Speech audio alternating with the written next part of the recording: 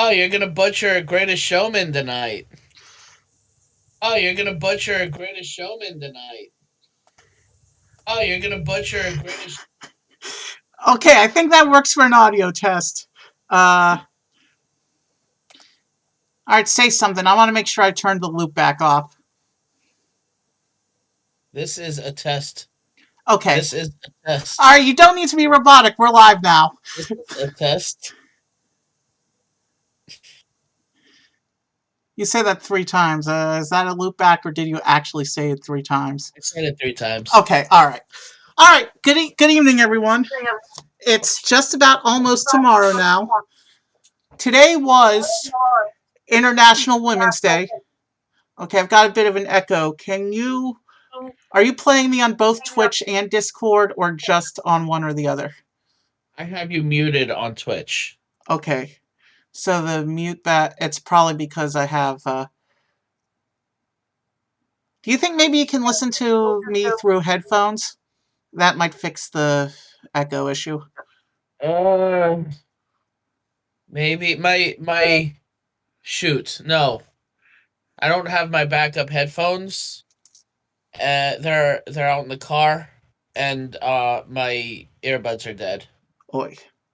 All right, I guess we'll just have to deal with a little echo then. Not a big deal for what we're doing tonight. Um, and I don't hear it right now anyway. All right, so let me try and introduce the stream now.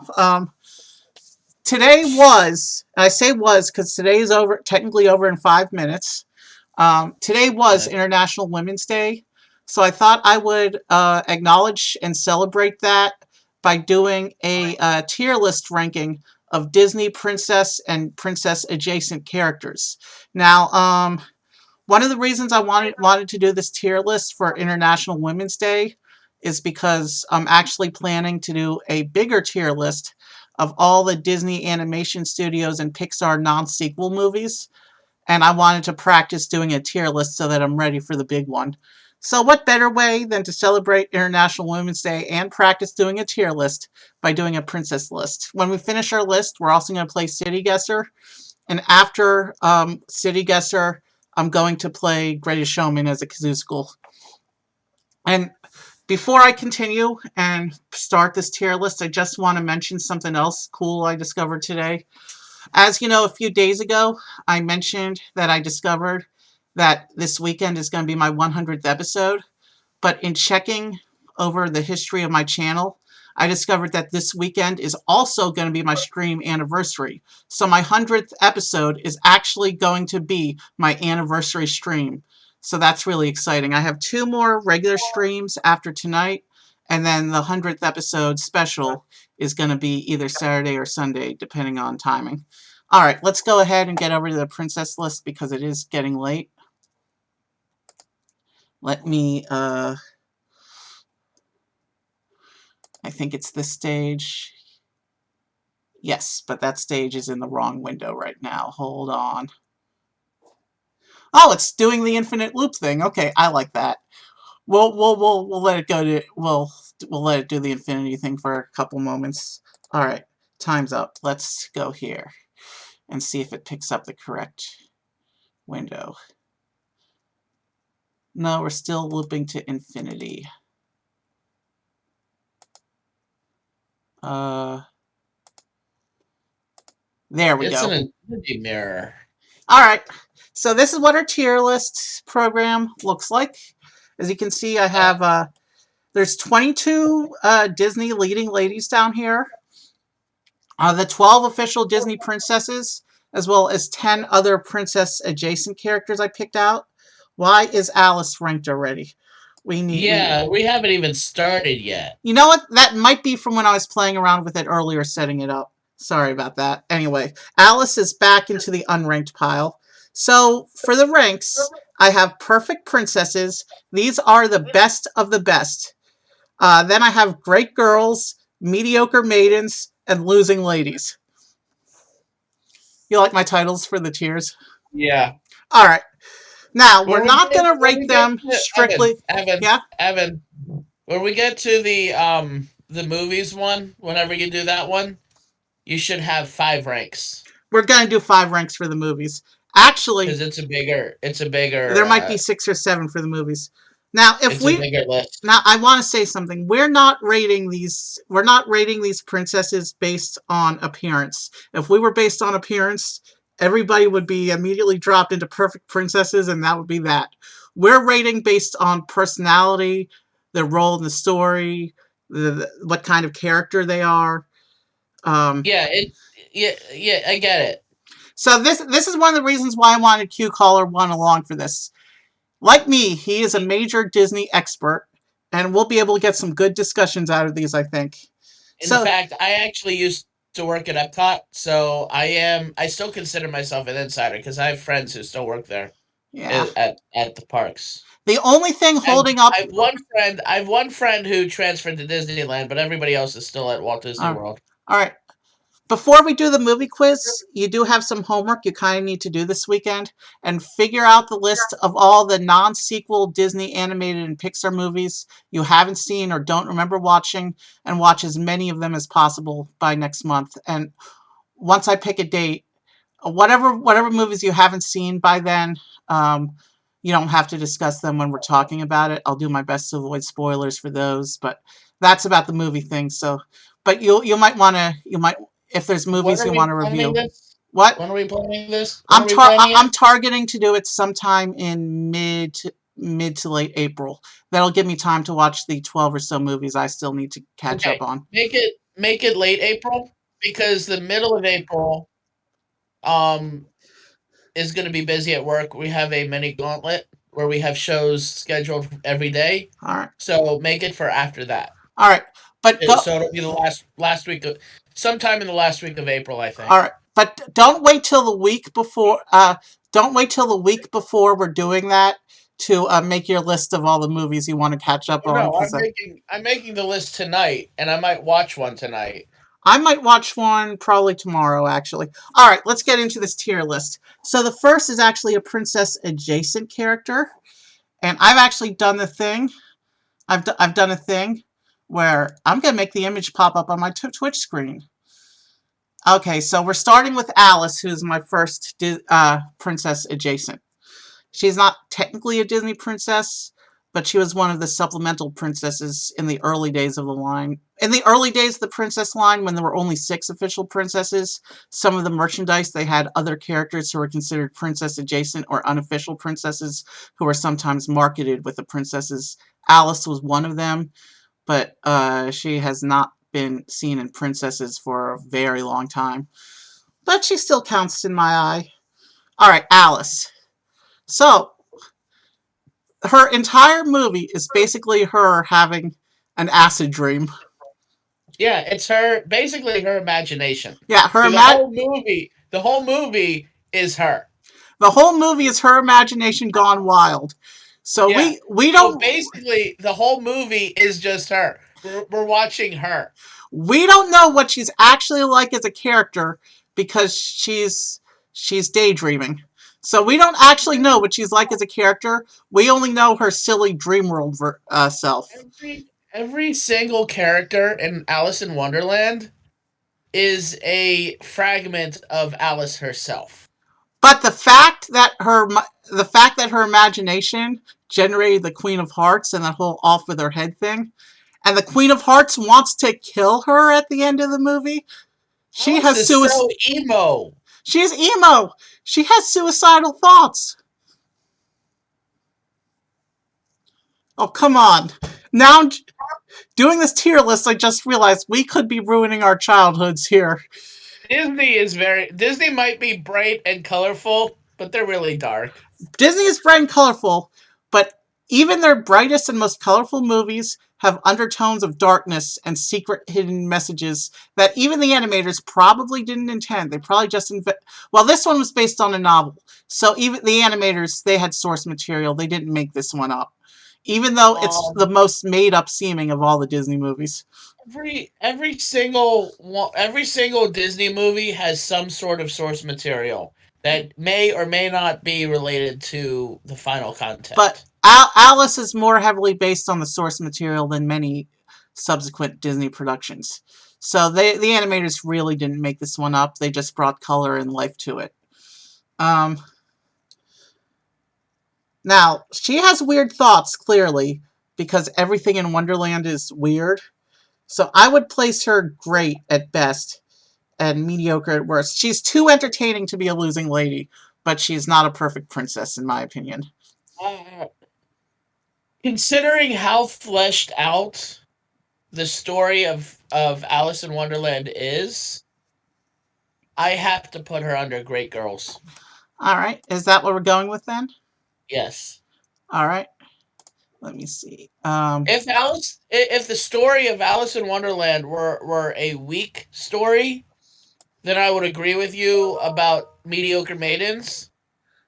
But it's not a weak story. I It didn't. is a very strong story, so it has to go under Great Girls. I didn't say I didn't. I didn't say I would put her in mediocre maidens. I said I would put her somewhere between Great Girls and mediocre maidens. So I'm actually agreeing with you. All right. Whatever. The next one is also technically princess adjacent, but arguably more popular than some of the actual official princesses. We're gonna rate Anna. The reason Anna and Elsa snubbed. What? Anna and Elsa got snubbed. Yes and no.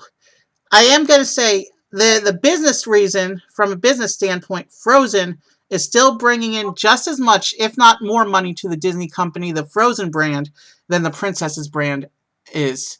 So Anna and Elsa are doing more for Disney than the other 12 official princesses combined. They still got snubbed. Yeah, and that's a valid opinion, but from a business standpoint, as long as Frozen continues to be a big cash machine for Disney, they're not going to get their official coronation. Once Frozen gets overshadowed by newer Disney movies that are just as popular as Frozen was, I guarantee we'll see Anna and Elsa get coronated in the coming years. But that time is not yet. So we'll get to Elsa later, but unpopular opinion, Anna is the better princess. Yes, in a lot of ways, Anna is better. I'd also like to mention. I noticed you didn't put Mirabelle in there. Mirabelle is. I couldn't do Mirabelle in an unbiased manner right now. I am so obsessed with Encanto right now that no amount of arguing on your part would have made me put her anywhere less than the top spot in Perfect Princesses. Okay, stop. Before we rank Anna, then. We know you're putting Mirabelle under Perfect Princesses. The top spot in Perfect Princesses. What? The top spot in Perfect Princesses. Yeah, I know you're doing that, and that's very biased and probably very misguided. So I'm gonna give you my opinion on Mirabelle, since I am not as obsessed with Encanto as you are. As much as I love the movie, yes, Mirabelle is the leading lady, but there's more to that movie than Mirabelle. And so I can't put her under Perfect Princesses. However, she is so crucial to her story that I also can't put her under mediocre maidens. So that she goes right in the middle under Great Girls. In my opinion. All right. Well, she's not on this list, so. Okay, I just wanted to do that unofficially. Just know that when we do our discussion of the movies, prepare to spend several minutes on Encanto, because I'm gonna lose the track, and you're gonna have to pull me back onto it. I have so much to talk about that movie. Now that Encanto right now is doing what Frozen did in 2011. Which means it's possible Encanto could overshadow Frozen. The Frozen brand may slip a little bit, and Anna and Elsa might finally get their coronation. Yeah. So, anyway. Mirabelle might be the miracle that Anna and Elsa need. Anyway. So, Anna. She's definitely the stronger of the two sisters. Now that the unofficial ranking is done, we will go back to Anna. I would definitely rank her higher than Elsa. However, I do not want to rate her in perfect. For the reason that in the movie, she does show In the movie, she shows a lot of courage and strength, but she also shows a lot of she's very naive. That whole marrying a man she just met that same day thing doesn't sit right with me. I would put her great girls at best. Um, I beg to differ. Yes, she has flaws, but every single one of these ladies on this list do. Yes, true, but that whole marrying a man you just met thing and he turns out to be the one who wants to kill you, that's something else indeed. Well, I will say, I will say, her relationship with Kristoff is absolutely friggin' adorable. It's probably one of the better done relationships in yeah, Disney. I would put Anna under perfect princesses I would personally I would put because her. I personally would. the reason let me give you my reasoning. In Frozen 1, you're right. She wants to marry. She meets the man and wants to marry him on the first day she meets her, love at first sight, and it turns out he wants to kill her. Yes, that was in Frozen 1. But if you take that and watch her character development over both movies, she grows up to be probably one of, if not the most mature of the ladies on this list. I think. I think for now. I think for now we'll put her in the top spot in Great Girls, and we'll adjust later if we need to as we see how the other princesses get distributed. But that whole she's at the very top tier of Great Girls, if not on the How about lower this? tiers of How Perfect about this? Princesses. How about this? For now, I would say put her in Perfect Princesses just because of her character development. I think she earns it.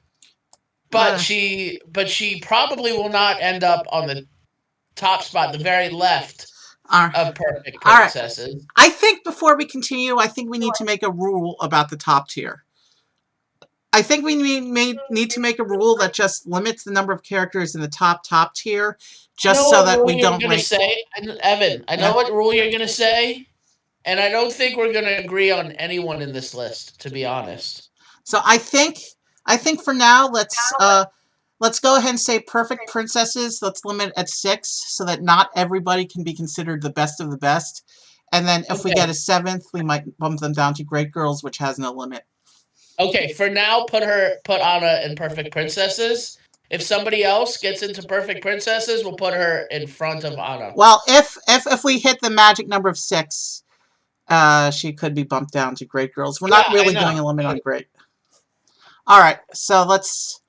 Wow, we've Let's spent a move on. long time on Anna, but half of that was talking about Mirabelle, so we really got sidetracked. Time for the princess who started the Disney Renaissance. Ariel. This was the first Disney movie that Shayna sat all the way through. She had seen Disney movies prior, but you know, 3-year-olds, To they be don't pay honest, attention. she has more flaws than Anna does. She has way more flaws than Anna does, but she also single-handedly saved the Disney Animation Studio from bankruptcy. She did. But She was that's very important to Disney as a but that's corporation. behind the scenes. That has nothing. That doesn't have much to do with her as a character. That has to do with her movie as a No, whole. no, but importance to the corporation is a factor. Yes, we can't give her anything less than Great Girls for sure. I would put her for now. I would put her under Great Girls, and I would actually put her in front of Alice. Well, I was going to put her in front of Alice anyway. I mean, she's probably the most flawed of all the Renaissance princesses in terms of character, but she's just so adorable with those flaws. Yeah, I mean, yeah. All right, we already agree. Let's put her in her spot and move on. so right there is where you said. Great Girls in front of Alice. All right. Yeah. Yep. All right. Let's see who's next. Aurora, Sleeping Beauty. I'm going to go with an unpopular opinion here. Of the 3 classic princesses, and by classic I mean the 3 that appeared while Disney was still alive himself, the three princesses that Disney was directly involved with, Aurora's movie is probably the weakest overall of those three I movies. agree, actually. What? Wait, let me think. Her, Snow White, and Cinderella, right? Yeah, those are the three classics. Yeah, I would agree. Aurora is the It's a, weakest. In fact, and out of the classics, the only thing to me, the only thing memorable from Sleeping Beauty is the villain.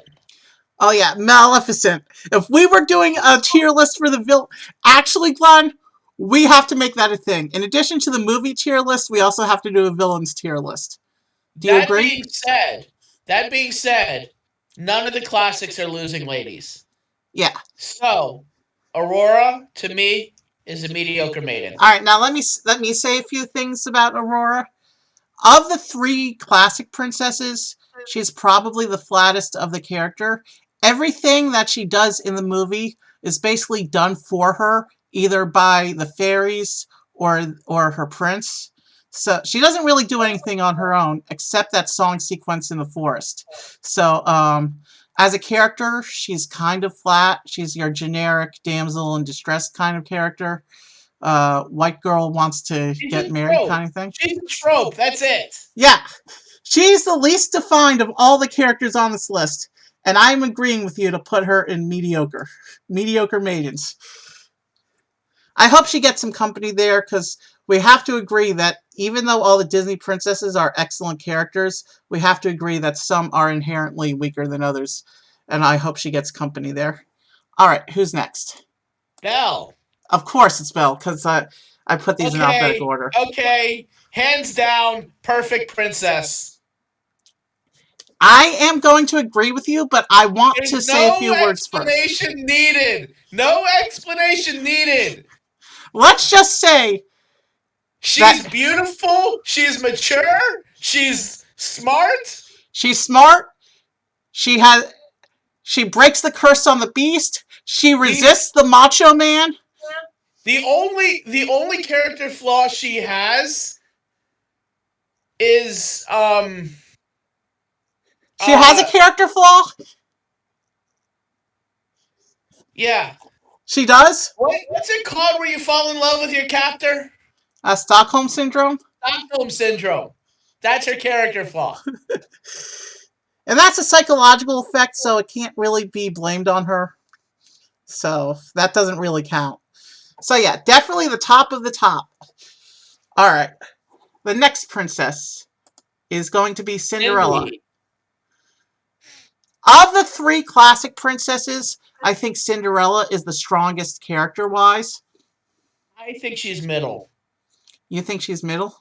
I think she's middle, but she is not a mediocre maiden. No. I don't think. Cinderella is way beyond. Of the three classic princesses, she's definitely the most popular to the Disney fandom these days. Yeah, she's the most popular to the Disney franchise for sure. And yeah, she's basically a slave to her stepmom and stepsisters, and yet she handles herself with grace and dignity and doesn't let it break her down, and she ends up with a prince in the end.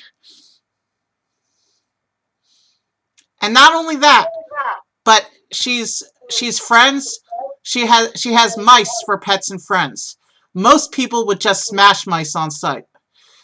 So she actually befriended a certain kind of animal that most people wouldn't even consider befriending. So that gives her character points too, in my opinion. She doesn't think of mice as inherently gross, like pretty much everybody else.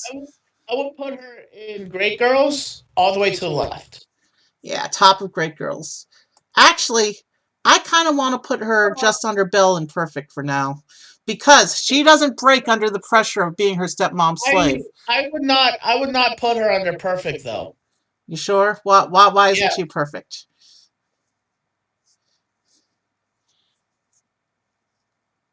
Because as a character, I mean, yes, she rises above her stepfamily,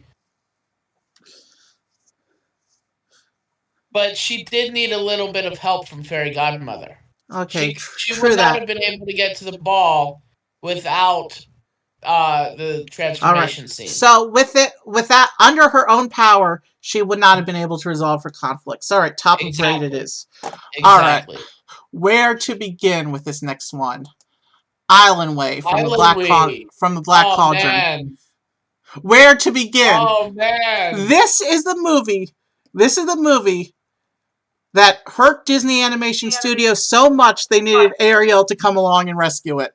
Yeah, this movie is a classic. It is a good movie.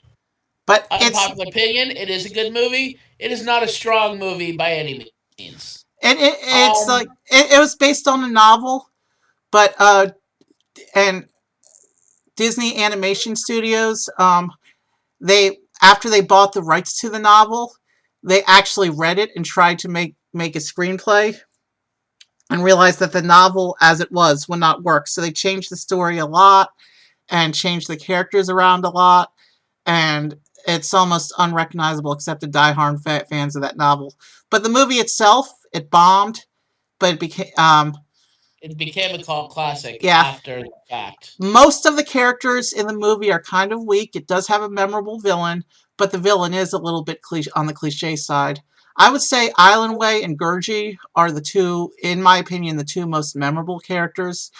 Gurgi with his whole munchies and crunchies tagline, that was adorable. Yeah, I would say so too. However, memorable when it comes to Black Cauldron is subjective. Yeah. I would put her, to be honest, I would put her in Losing Ladies. Just because of how weak the movie is. Well, I'm trying to judge these girls on their own merits, separating them from their movies, but considering their movies. But Island Way, while she is one of the more memorable characters in that movie, nobody in that movie really is truly impressive as a character. Like, Disney really wasn't bringing their A game with that. And even the top of the top in that movie would be bottom tier in Disney's middle tier movies. I will say this. I know we said we're not judging by looks, but to me, Island Way is ugly, and she does not have a good sense of fashion. Her fashion sense is questionable. I wouldn't call her ugly, but she's not as pretty as the others. We'll put her in Losing Ladies, just so I don't like her. I don't like her hair at all.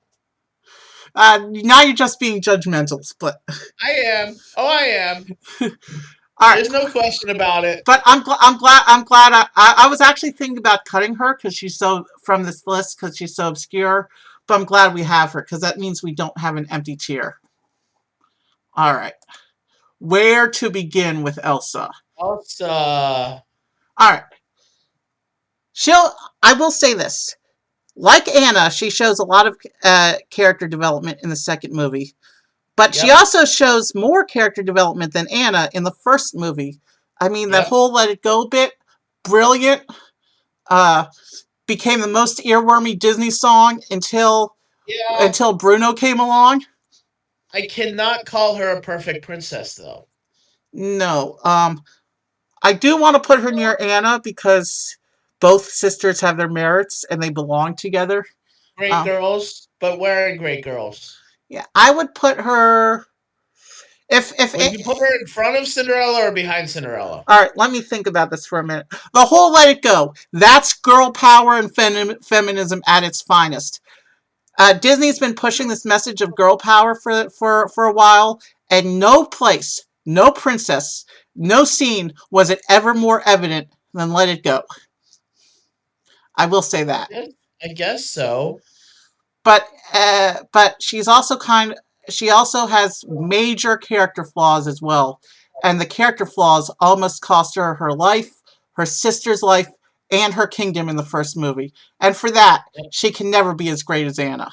But in the second movie, she balances the elements though. Yes, I know. So does she go in front of Cinderella or behind Cinderella? Well, if Anna is the bottom of perfect princesses, then Elsa would be the top of great girls, in my opinion. Because her problems the ones that she does manage to solve, pretty much manages to solve under her own power eventually. Plus, consider this. She has the ability to create life out of thin air. Remember Olaf and Marshmallow and the Snowgies? Yeah, I know. And that in itself is probably the most impressive of all the powers and abilities that the Um, Disney princesses have. I'm putting so her. put her up there. Great girls to the left of Cinderella. Yeah. So if Anna's the bottom of perfect princesses, Elsa gets to be the top of great girls. But I will say, looking at what's coming up, there might be one or two who will split the sisters. Yeah, possibly. Let's see what happens next. Jasmine from Aladdin. And This one's tough. This one's tough for me. Jasmine is kind of tough to rate because for most of the movie, she acts like a spoiled brat. But at the end of the movie, she pushes that girl power message, and she accepts Aladdin for who he is. When Jafar reveals that Prince Ali is really the street thief, Jasmine doesn't care, because Aladdin's the girl who showed her that there's a life outside the prison that is the palace.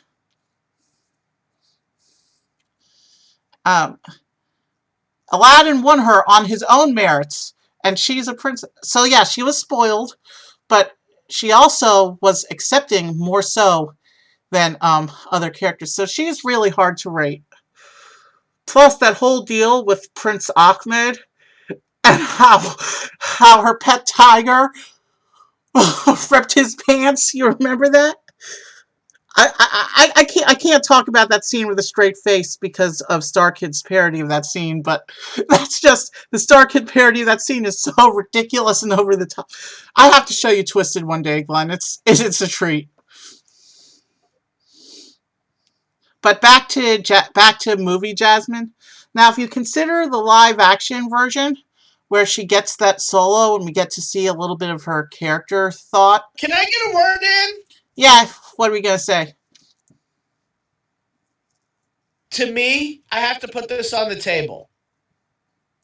And if you stop talking, I will have said this already. You're tabling Jasmine for now? No.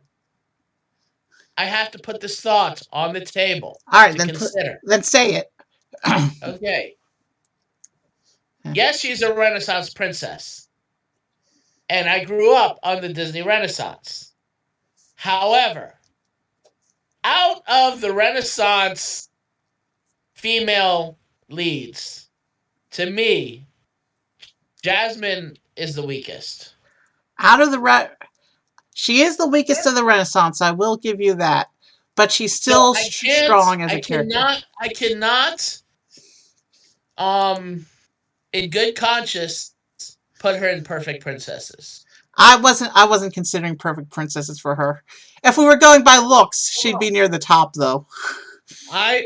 She's Middle Eastern, and Middle Eastern women are gorgeous. Yeah. But since we're not judging on looks, where that's not how we're going, I would actually go so far as to say she's the top of mediocre. It's true she has that. Yeah. It's true she has that girl power, resist male authority message. I can't put her under great either. Considering her era and how strong every single movie in her era was, and almost every single character in that era was, she was just flat in comparison. She was flat in comparison, but still a whole lot more character than some of these other characters. So I would put her at the top of mediocre for now. Yeah. Is that where you would put her? Yeah. All right. Then let's move on. Because this is actually taking us a lot longer to discuss than I thought it would. And we still have City Guesser to get to after this. Second row, so... Well, actually, we've done 9, so we have 13 left. It's just that they were rows of 13. That's how they worked out. Keita from Atlantis. Now, she is a princess who was never actually coronated as an official Disney princess. But she is a princess in her movie. Yes. And it bothers me. Her movie is obscure, too. Let me argue that a little bit. It bothers me when there's characters that are princesses officially in their movie and they don't get the official coronation because hey, they're actual princesses and yet Disney says they are princesses because they made the movie, but then Disney says they're not princesses because they don't get the official coronation. So Oh, Keita's in Anna and that weird Elsa. gray area. Anna and Elsa. Yeah. And you said it's an obscure movie, and I will say it was a box office bomb. It was the movie that ended the Disney Renaissance. But it's come back a little bit. It's it did poorly enough that Disney didn't want to do any of the plans that they were doing for expanding the franchise, and pretty much all Atlantis projects were canceled when the movie didn't do well. But it's been kind of making a comeback, and Disney fans are more appreciative of it now. As a character, though, Keita on her merits. Well, she gets possessed by the Atlantean spirits partially through the movie, and so She's definitely not a losing lady, she's but I can't put her as high as Great Girls either. But the question is, where under mediocre maidens does she I would go? say I would say that Milo and Commander Rourke and even all the members of the adventuring team all end up with more personality in the movie than she does. And the whole relationship bit between Milo and Keita seemed kind of forced. It's like why bother even having her as a girlfriend character? It's clearly not working. That relationship just does not work for me, and it feels forced. But even then, thinking of her as just a character, she gets herself possessed by the Atlantean spirits. Which and does she ever actually do anything notable as a character before getting possessed? No, no. She really does is give Milo a tour of Atlantis. All right. On account That's why I would put her under mediocre. on account on account of the fact she does nothing useful in her movie, um, I would actually put her in Losing Ladies. The question is she better or worse than Island Way? Better than Island Way. Better Well, than Island Way. all right, I'll give you that. But Keita's definitely a losing lady, at least in my opinion. And you love that movie. I love. I wouldn't say love. In comparison to other Disney movies, I liked that movie.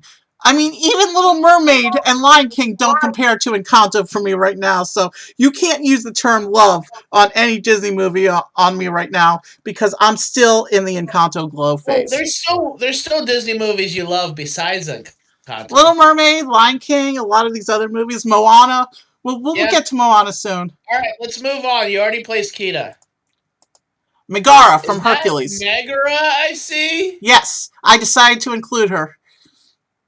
I didn't want to include all the leading ladies from the Renaissance who weren't officially princesses, but I figured we had to do her. I see you didn't include Esmeralda. Esmeralda, I was on the fence about doing Esmeralda because that's one of the movies I still have to review. I've seen the stage version, but I've learned that the stage version is not actually based on the Disney movie. They got permission from Disney to use the songs from the movie, but the stage version is actually more directly based on the book, whereas the Disney movie, Evan, yeah. it's a blend of several different source material. There's elements from the movie, from the Disney movie. There's but elements from the old black and white movie. but it's a lot closer to the original novel than the Disney movie is. It's actually not. It's right down the middle. All right, well, I have read the novel. I've watched the old movie. I watched the Disney movie, and of course, I saw all the right, musical. we're getting off topic because there's a lot of controversy in how to interpret Hunchback of Notre Dame. That's one of the reasons I left Esmeralda off.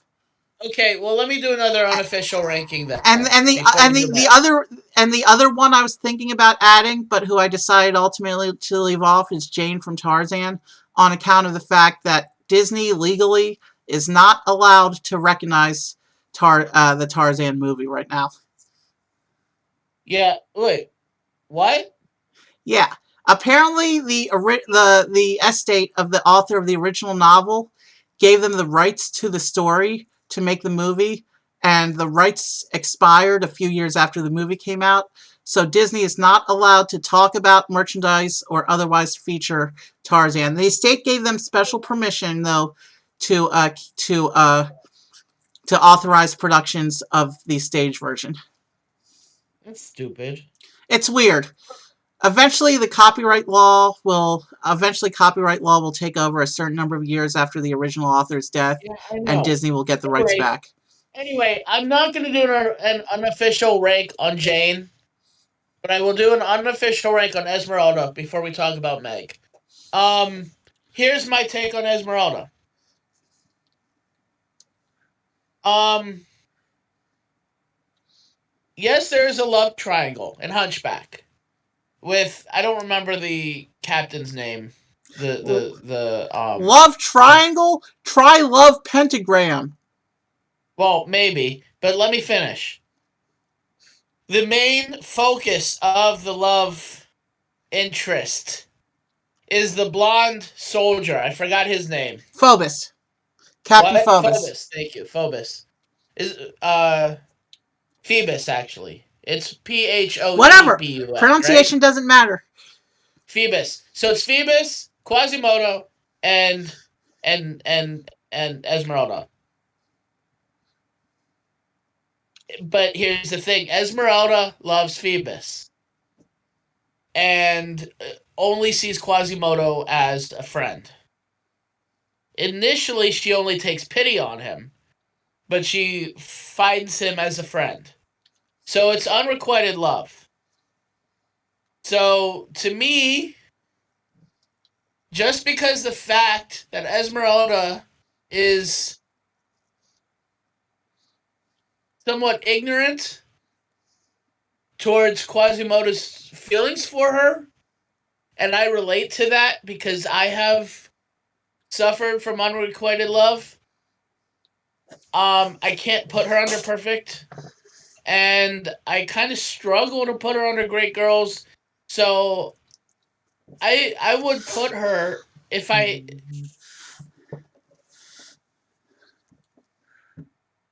well yeah I would put her in mediocre above Jasmine. As long as you're talking about Esmeralda, I just want to put this out there. I actually have my own interpretation of Hunchback. There's a whole love pentagram thing going on. The way I see it, Esmeralda is the only major female character in the piece, and there's four major male characters, and each of the four male characters, in my opinion and interpretation, represents one of the four kinds of love as defined by psychologists, or what's the word I'm looking for, by what's the philosophers, I mean. um, the four types of love that are recognized by philosophers. You have Phoebus, recognizing romantic love, boyfriend, girlfriend, that whole thing. Quasimodo, representing platonic love, just friends. You have what's his name, Clopan, the jester king, who represents family love. Gypsy King. Yeah, who represents family, mother, father, brother, sister.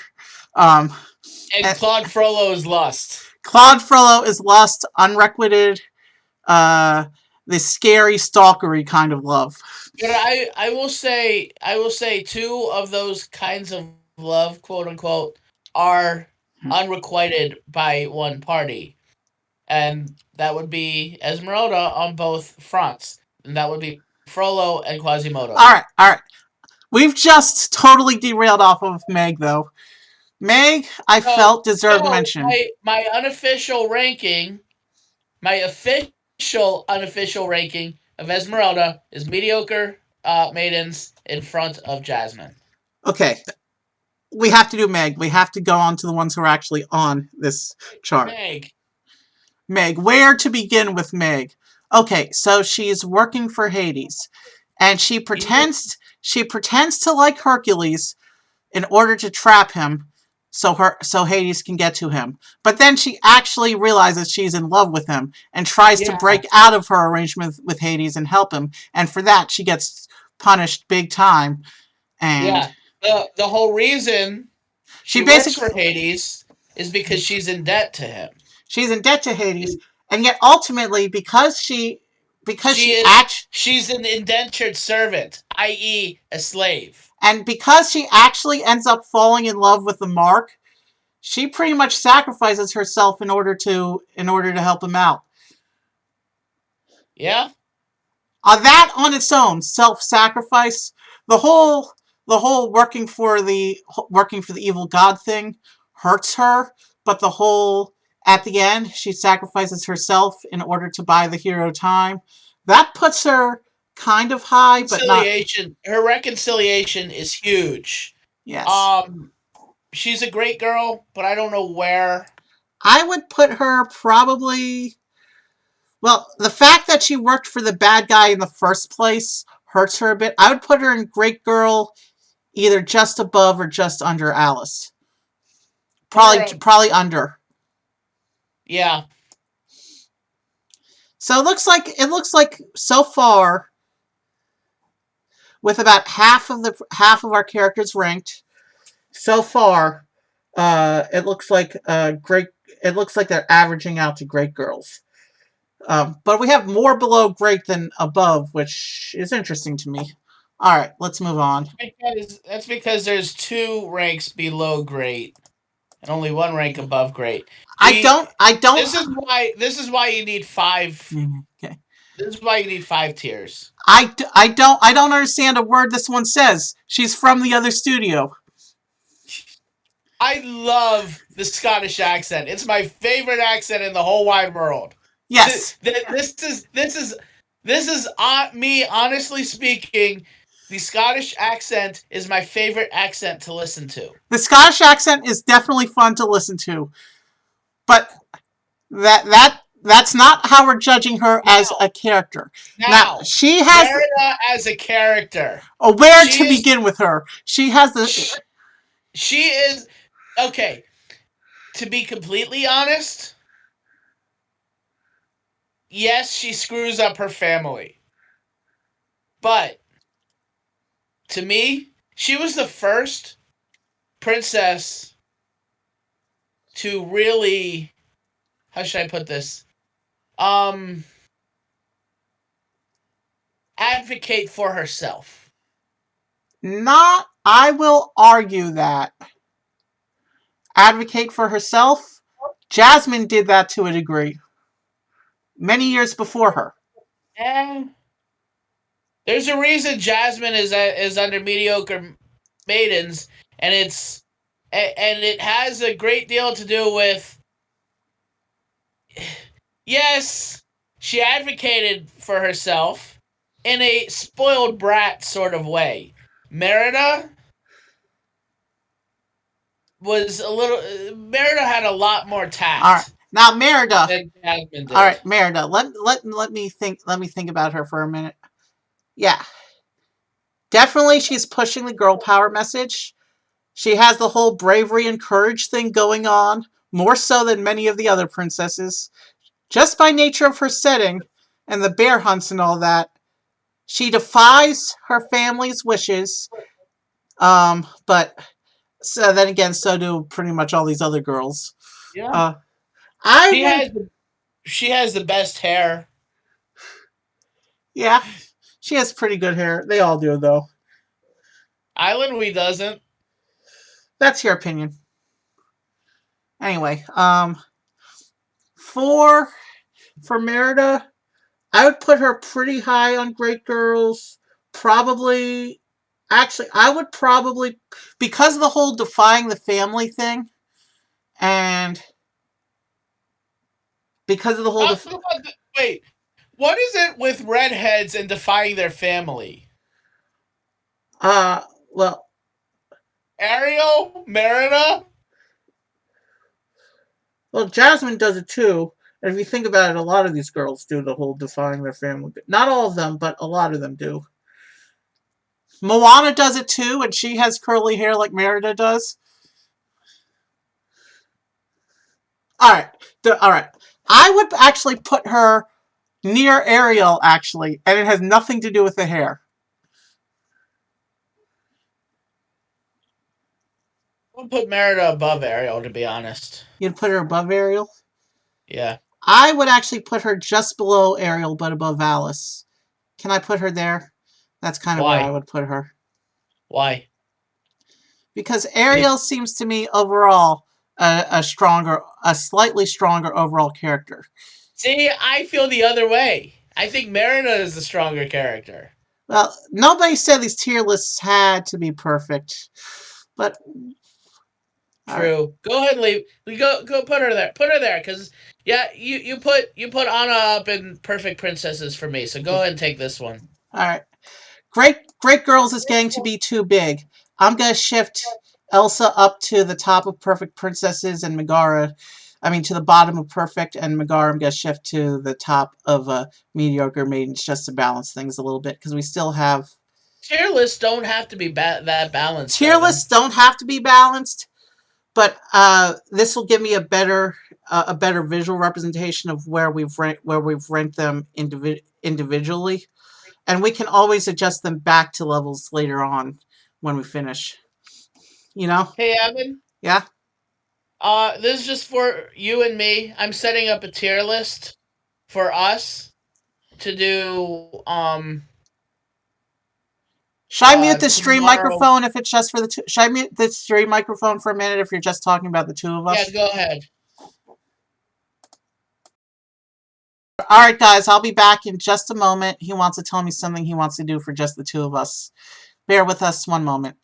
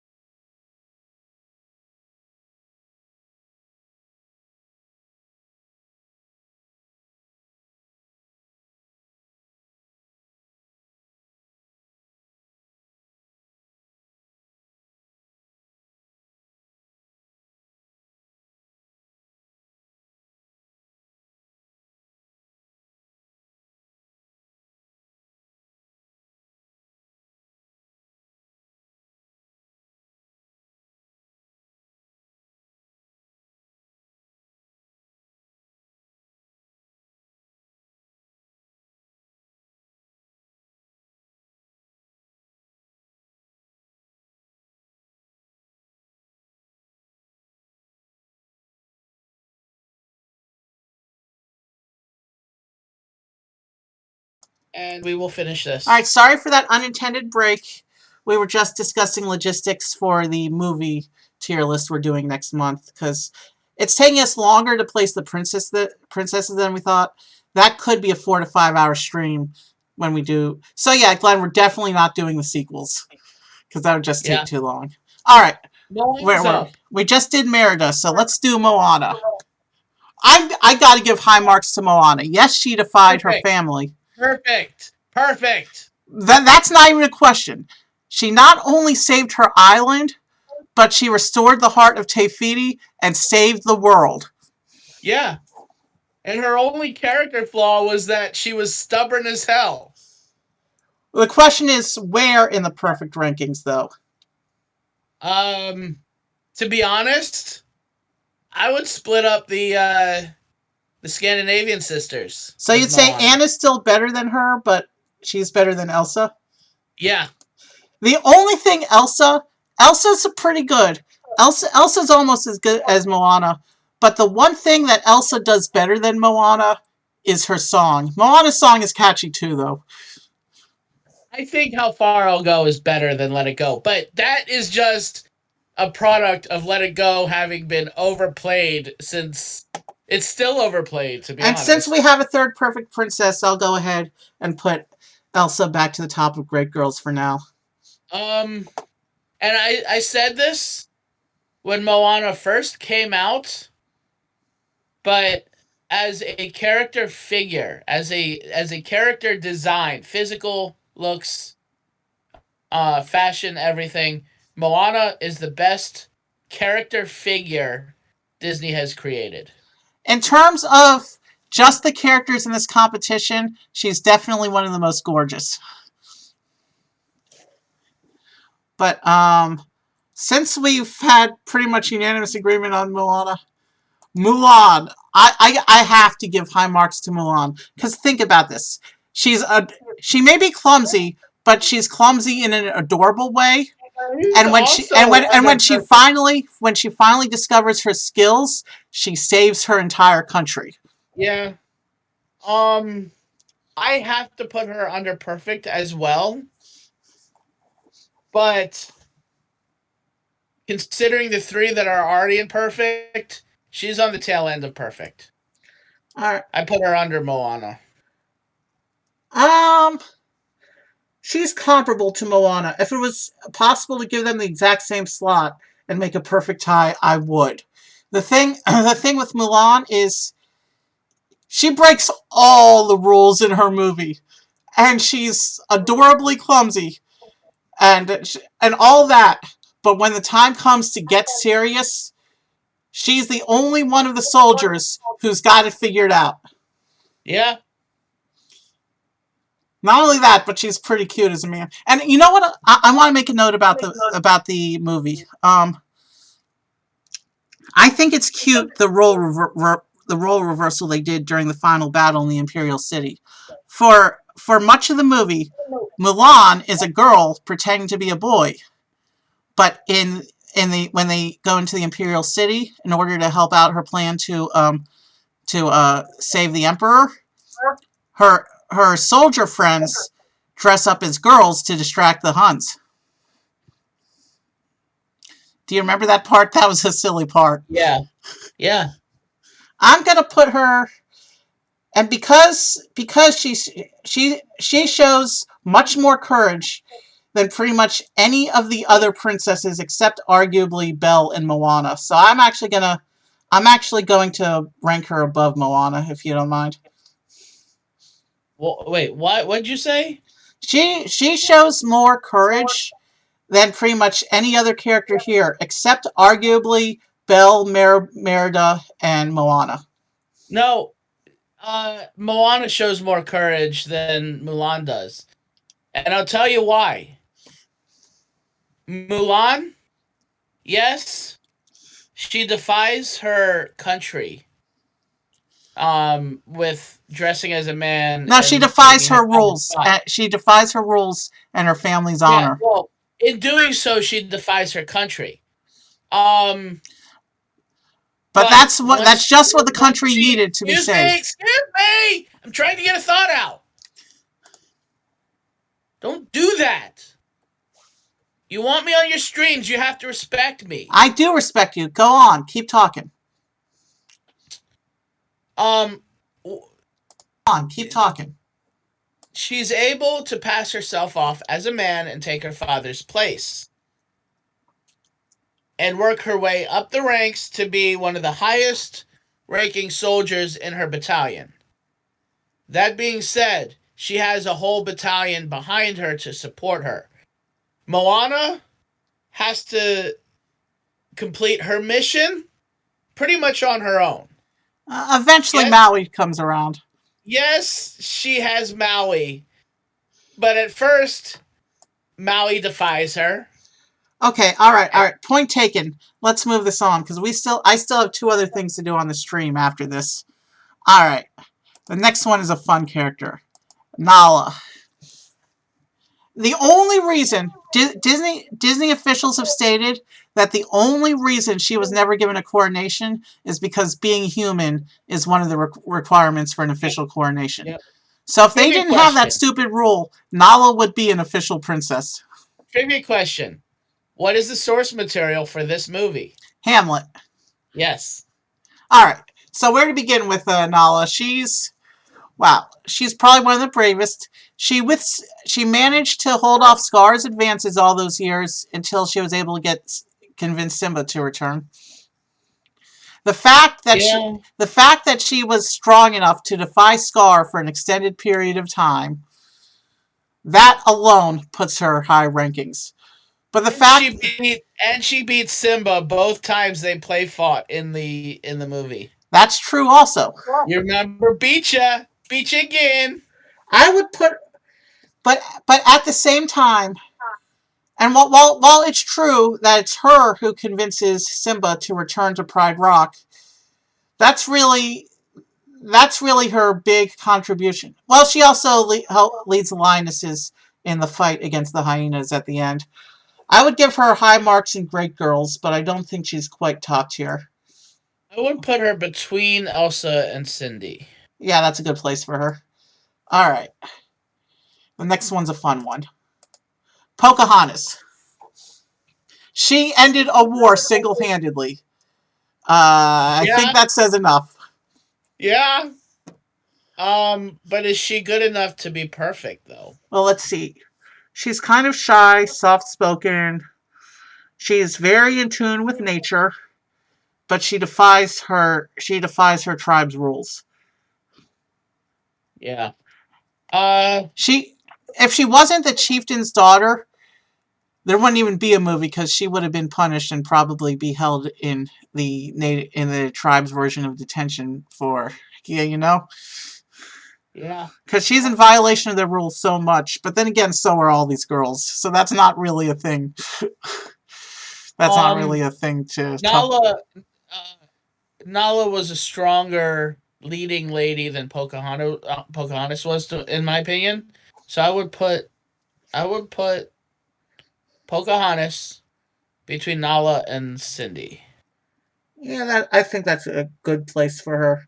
I mean, she single-handedly stopped a war, and Nala led a group of warriors in the war. So, but I think stopping a war with peaceful negotiation. I mean, obviously there was no stopping Radcliffe. He was batshit crazy, insane even. Yeah.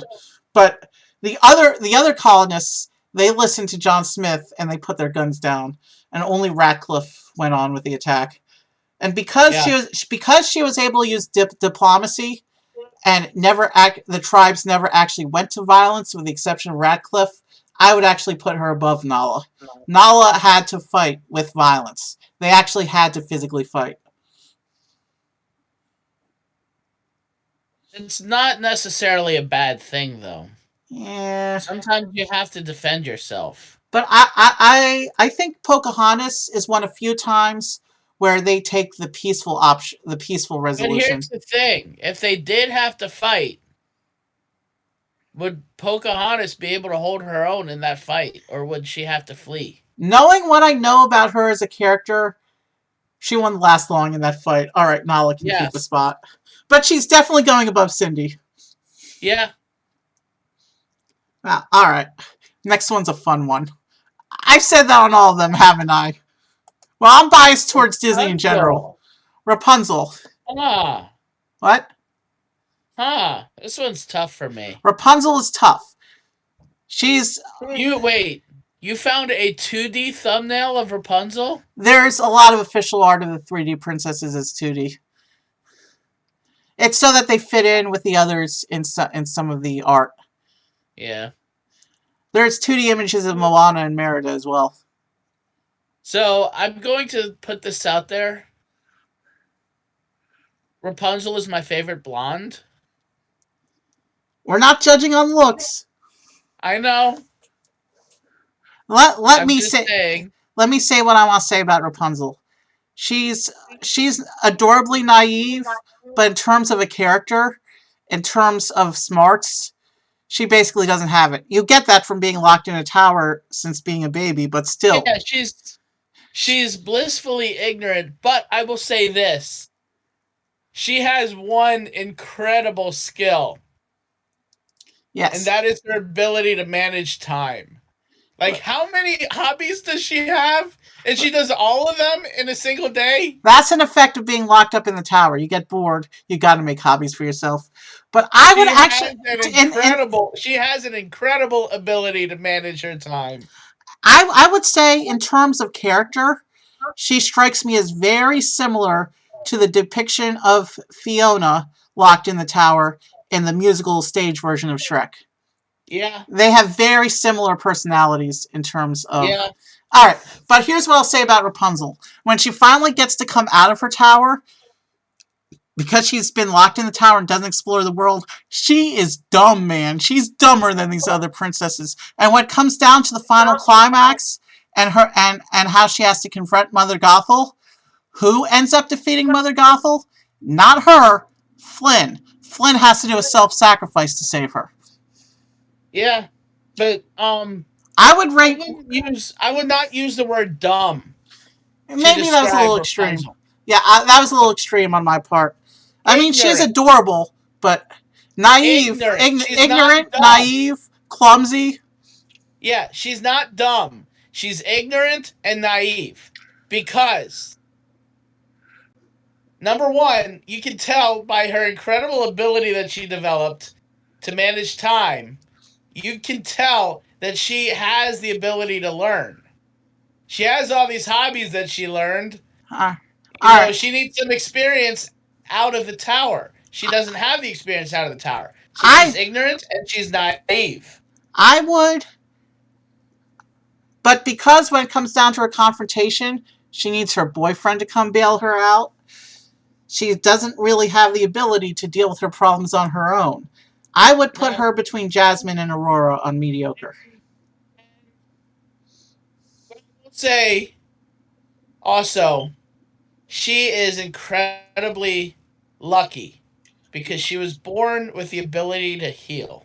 Yeah, but that really only comes into play a couple times and isn't really shown as anything other than one, the motivation for the villain being there in the first place, and two, I agree.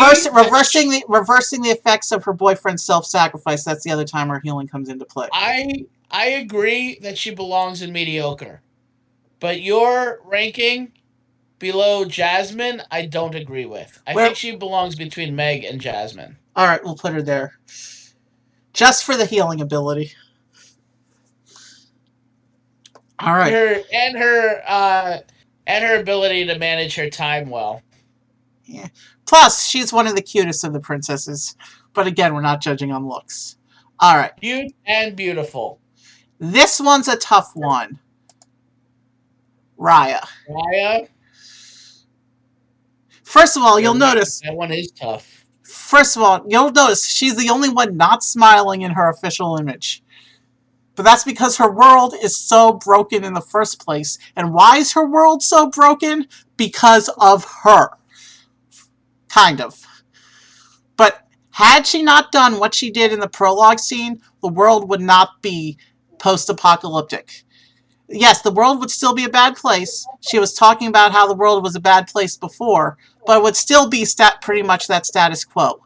But her actions during the gathering the peace gathering her dad tried to throw, her actions, trusting the princess of the other tribe, led to the tribes coming in, breaking the gem, and destroying the world. Because of Raya, the world is a post-apocalyptic place. Had she not brought the other girl in... Wait.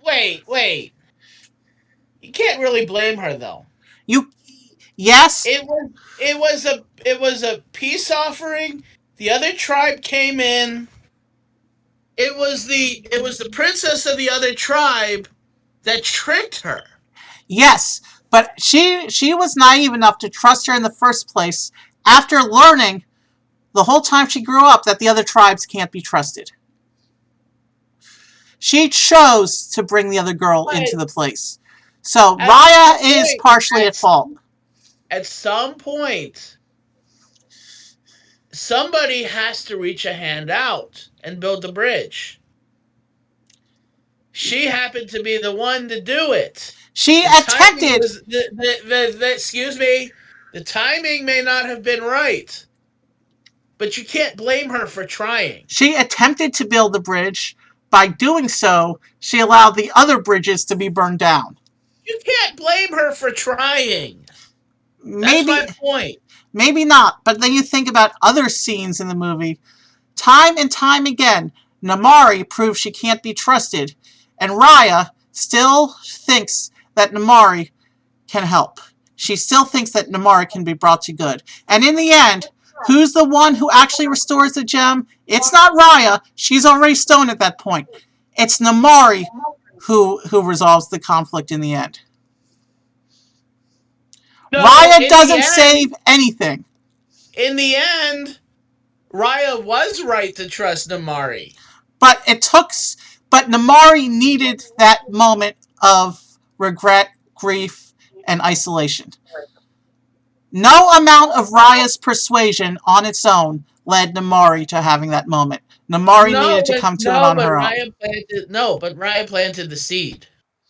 Yeah, maybe, but I still can't place her high because the message.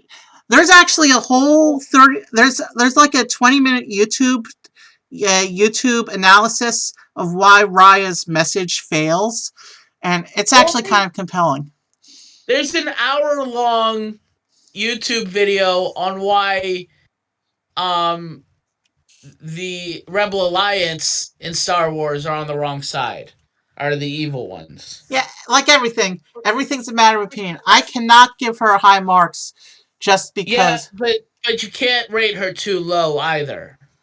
I would rate her towards the bottom of mediocre. I would even go so far as to put her top of Losing Ladies. No, that's way too low. Well, she does bring back Last Dragon. I'll make her bottom of mediocre.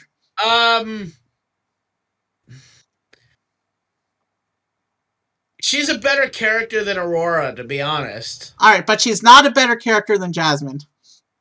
In my opinion. Debatable. Can I put her between Jasmine and Aurora, at least? Yeah, fine. Alright. Moving on. The OG Disney princess, Snow White herself.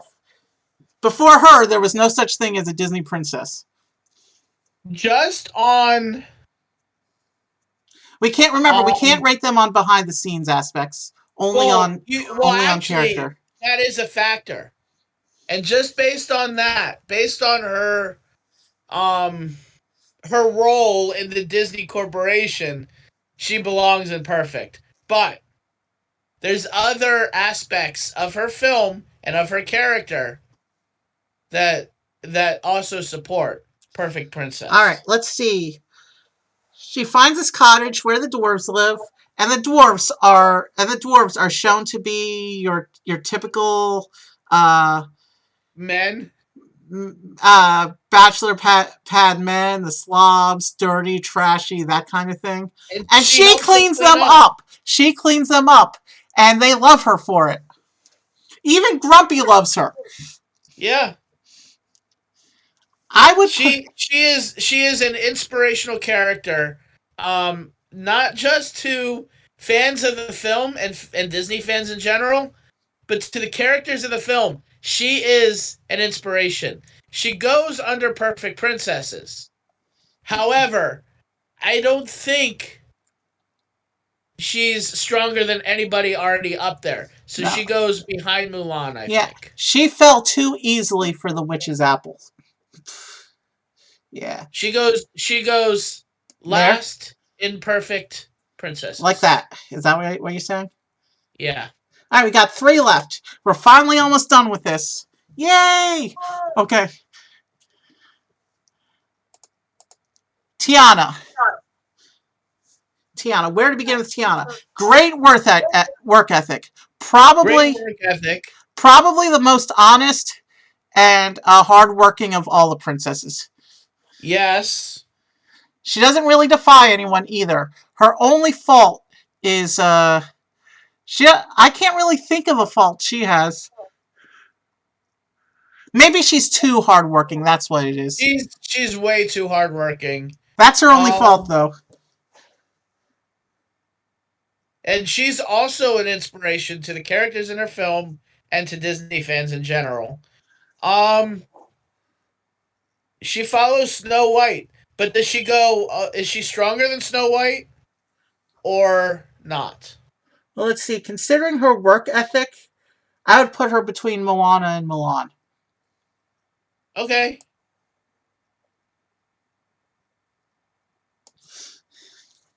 All right, two left. Ooh. Tinkerbell. Special note on her. When the Disney Princess line was first branded during the Renaissance, Tinkerbell was considered an official princess. She got demoted once Disney Fairies became its own brand about 10 years later. Yeah. So she was an official princess for a while. So, and she'll always be a princess to me. And she's I don't know much about the Tinkerbell series. I know that there were a couple 3D animations. There were I think it was something like 4 or 5 Tinkerbell movies which show her adventures of growing up in Pixie Hollow. And she's kind of a big deal character there. So, but in terms of her appearance, and not only that, but she's become iconic to the Disney company as a whole. She's become one of the secondary mascot kind of characters in the same way Stitch and Jiminy Cricket have. You agree with me on that one, right? Yeah. All right. So Tinkerbell is kind of a really big deal. But when you think about her classic appearance, her original character-defining appearance in Peter Pan, she's mean, if you think about it. She's mean, she's sassy. She's sassy. She's not mean. Well, she's not Peter. mean, but she's kind of rude. Well, she has a right to be. Yeah. Peter ignores her throughout the whole movie. Yeah. But then again, I haven't seen enough of the Pixie Hollow series to make a judgment on her character as a whole, because that brings a whole nother side to her as a character. You can't. I don't think it's possible to do a proper analysis of her unless you've seen her in both Neverland and Pixie Hollow. So I would say for her, I would say She's not mediocre. no. I would say great, but kind of low on great in terms of the sass. Just put her at the tail end of Great Girls. Yeah. Let's move up. Let's move on. Wow. All right. Well, there. That fixes that. All right. Finally, we're on to the final one. Now, the final one is not an official Disney princess. However, she is a princess in her movie, and in the sequel to her movie, there's a scene where she meets the other Disney princesses. I, of course, am referring to Vanellope Von Schweetz from Wreck-It Ralph. And the most adorable 3D character with the most adorable voice. I will say Vanellope is probably one of my top 10 most adorable Disney characters in my opinion.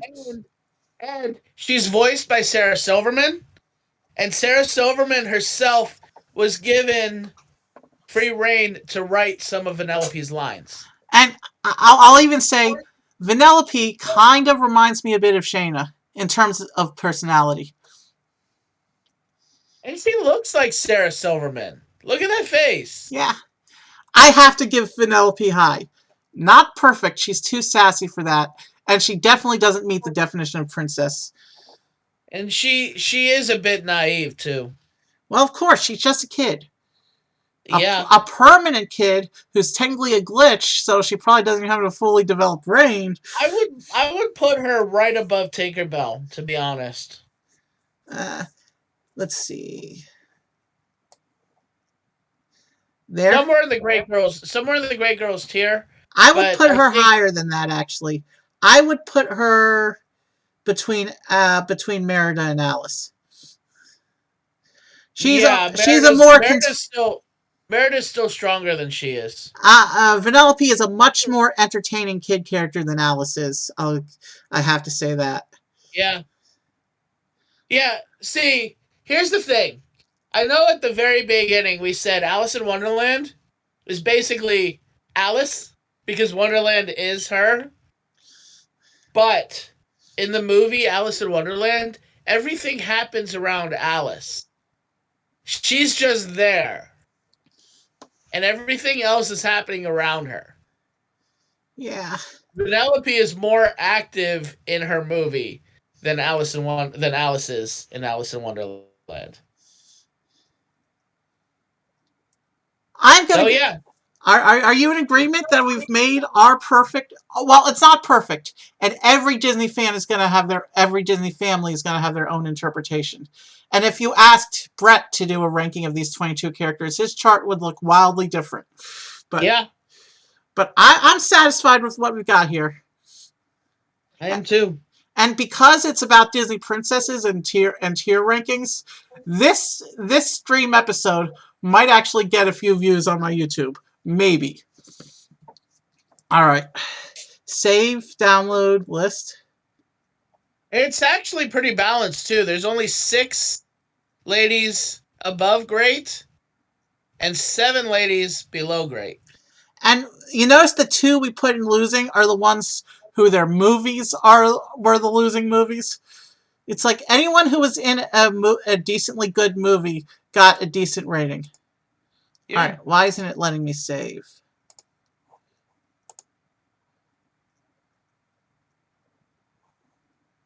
It's 1:15. It is? Yeah. All right, let's.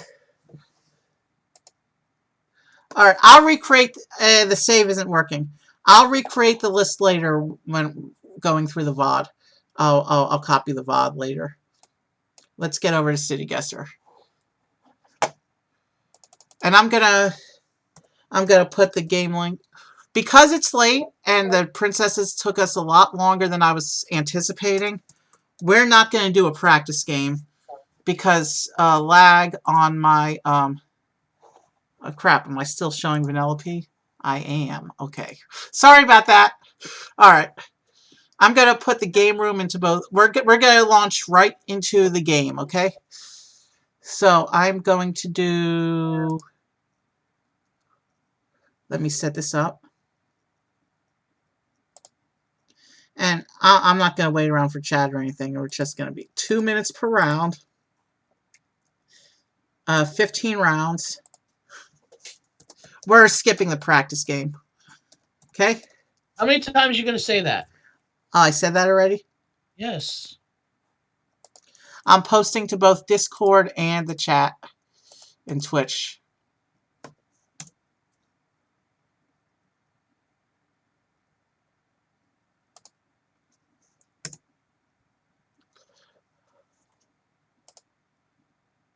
All right. Twitch chat has been submitted. And now sending over to Discord as well. All right. And I'll turn on streamer mode. You might want to run the game in your own browser again like you did last time. Of course. Because the the stream lags a little bit.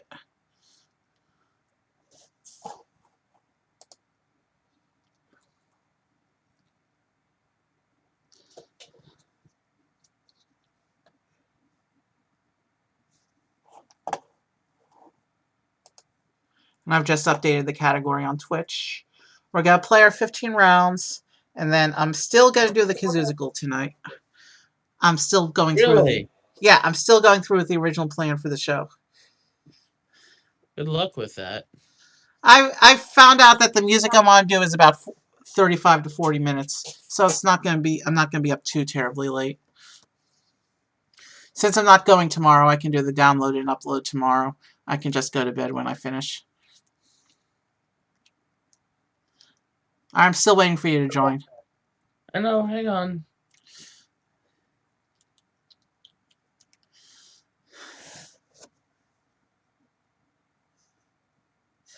Did you get a chance to check out either of the Rando Cardrician Plays Flycorp episodes I did? No. That's fun, letting Rando pick the countries. I'm going to do more of those after the special this weekend.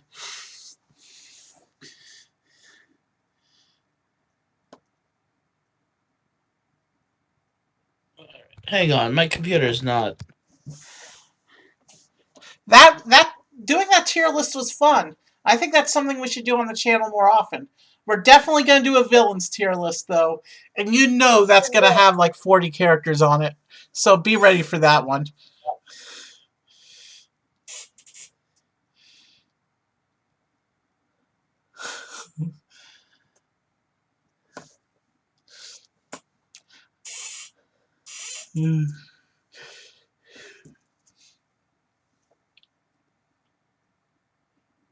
So yeah, your favorite Disney princess ended up being the winner of it all. The totally top rank. I think that's pretty cool.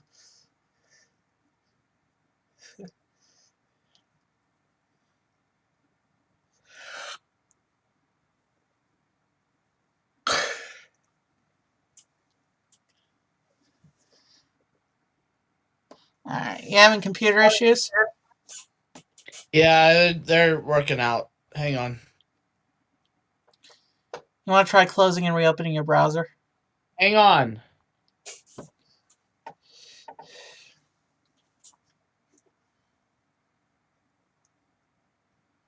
Alright. While you work that out, I'm going to go take my medicine real quick, okay? Mm-hmm.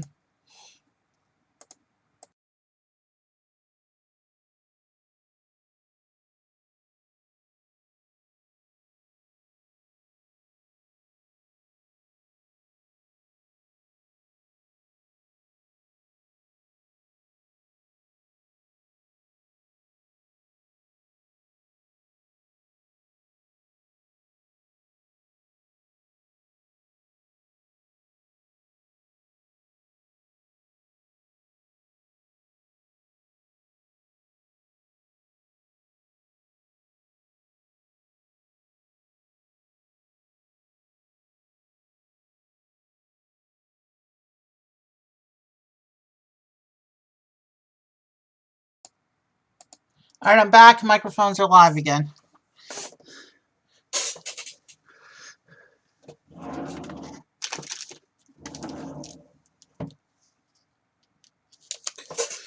So, as soon as Q Caller resolves his technical issues, we're going to play some City Guesser. That's the one where we see a video of a person walking down a street somewhere in the world, and we have to guess which city they're in. Usually Q Caller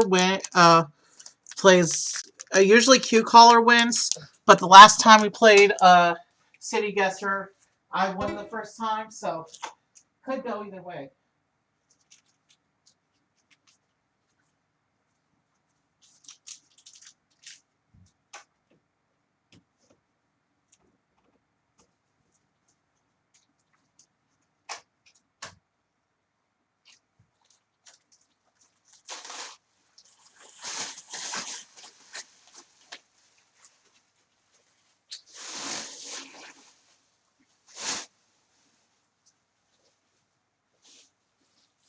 Let's go.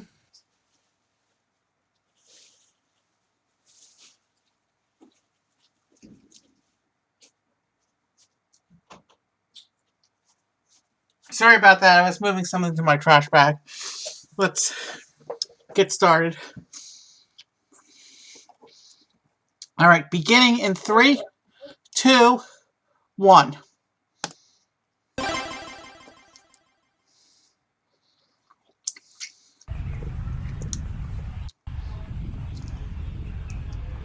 Okay, that looks vaguely familiar. Oh. There we go. Are you okay there? Yeah, I lagged for a second. I know the country. You know the country. Yep.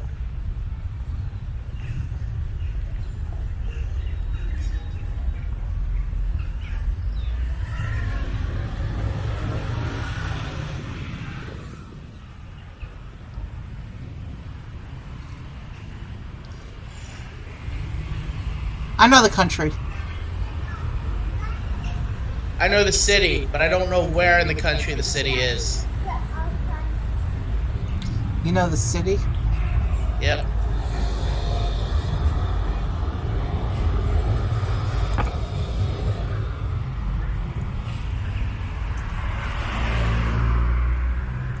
Oh, found it.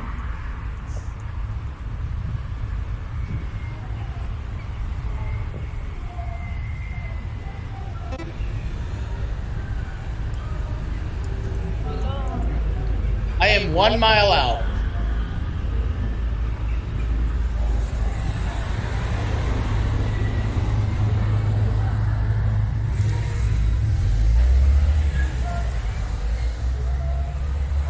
I'd better make a guess.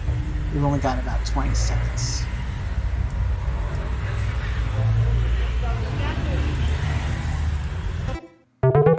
I'm only 190 miles out. My former coworker Errol from Fitzgerald Subaru of Gaithersburg lived in Izmir for a while, and he showed me. That's one of the cities that appears in Turkey and Fly Court. So it's probably a big deal. Alright.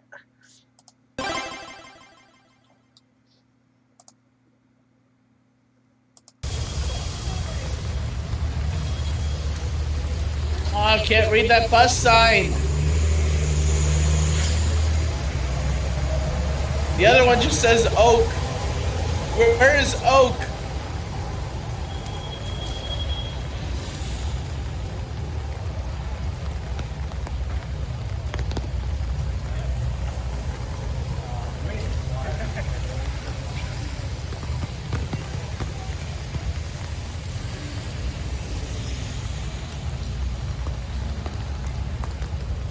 My computer's lagging a bit.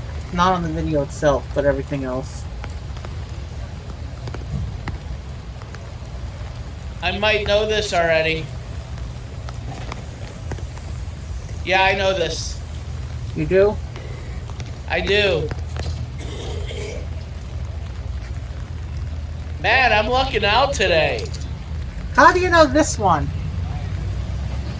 A friend of mine visited this city and showed me pictures. I don't suppose you can give me an idea. And help my competition? Again, I'm 1 mile out. I'm about 6 blocks off. 8 blocks off. Will you at least give me a hint on the region? Somewhere in North America. Somewhere in North America.